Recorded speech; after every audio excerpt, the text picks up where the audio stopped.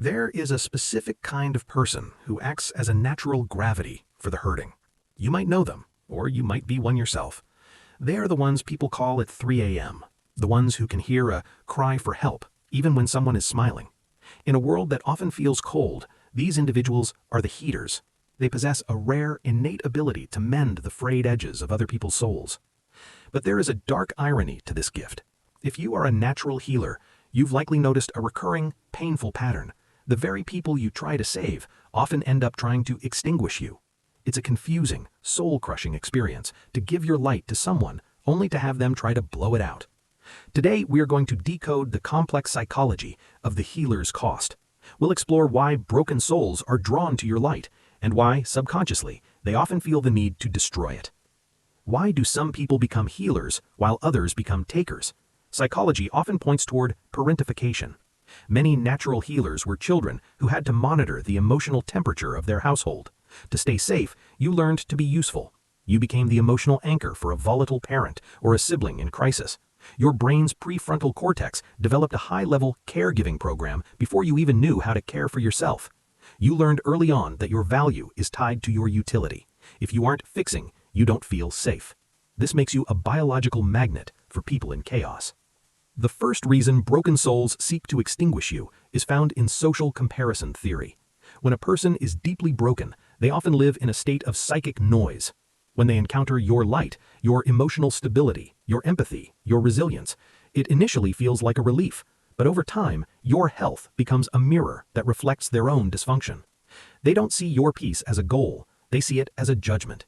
To stop the pain of feeling less than, their ego attempts to level the playing field. If they can pull you down into the mud with them, they no longer have to feel the sting of their own brokenness. In neuroscience, we talk about mirror neurons. Healers have an overactive mirroring system. They literally feel the internal state of others. Broken souls often suffer from a void, a lack of internal emotional regulation. They seek you out because you are a container. You listen, you validate, and you absorb. But because their void is bottomless, they eventually become frustrated that you cannot fill them permanently. When they realize your light hasn't cured them instantly, they turn on you. They begin to resent your boundaries. They view your need for rest as a betrayal. In their mind, your light belongs to them, and if it isn't working, they want to break the bulb. There is a specific type of brokenness rooted in maladaptive envy. Some individuals have been so traumatized or are so deeply stuck in a victim identity that they view wholeness as a lie. When they meet a healer who is genuinely kind, their cynicism is triggered. They will test your boundaries. They will provoke you to see if you'll snap. They want to prove that you're just as ugly as I am inside. Extinguishing you isn't just about hurting you, it's about validating their worldview that the world is a dark place and no one is truly good. If you are a healer, you cannot turn off your empathy. That would be like asking a musician to stop hearing rhythm. However, you can change your attachment style.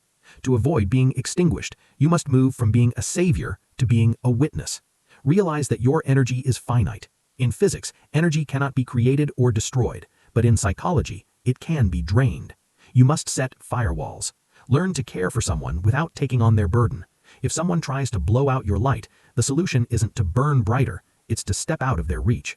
Stop asking, "How can I fix this?" and start asking, "Is this person willing to pick up a tool and help me fix it?" Being a healer is a beautiful, necessary burden.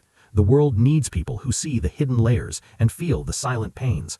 But remember, a lighthouse that falls into the sea cannot guide anyone home. If you feel exhausted, if you feel like your kindness has been weaponized against you, understand that your light isn't the problem, it's your lack of a gate. Your depth is a gift, but it is a gift that requires a high price of admission. If this resonated with you, if you felt the cold of someone trying to extinguish your warmth, tell us your story in the comments. Let's create a space where the healers can finally find some rest.